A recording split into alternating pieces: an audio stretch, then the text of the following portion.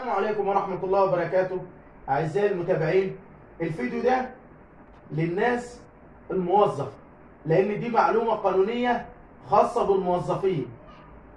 التعديلات الوزارية صدر فيها قرار بالفصل النهائي وغرامة ما تقلش عن 200,000 لكل موظف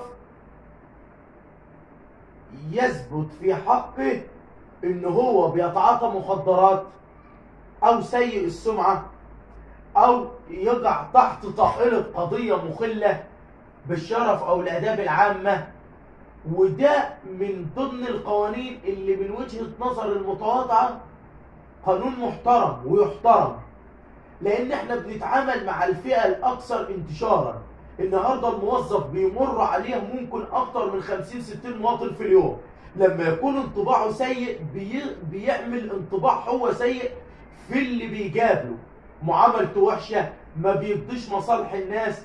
يعني انت في مكان يمكن ربنا اختارك واداك مكان 1100 واحد غيرك مش لاقيه، فيا ريت تحافظ عليه عشان ربنا يكرمك واتقي ربنا واحترم شغلك، لان الشغلة بتاعتك بتقيدك.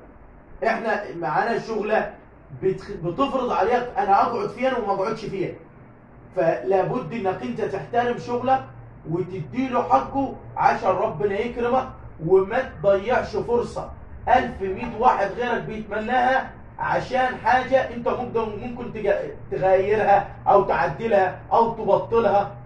فيا ريت اللي يسمع الفيديو ده يتقي ربنا في شغله اولا. انتظرونا في فيديو جديد ومعلومة جديدة.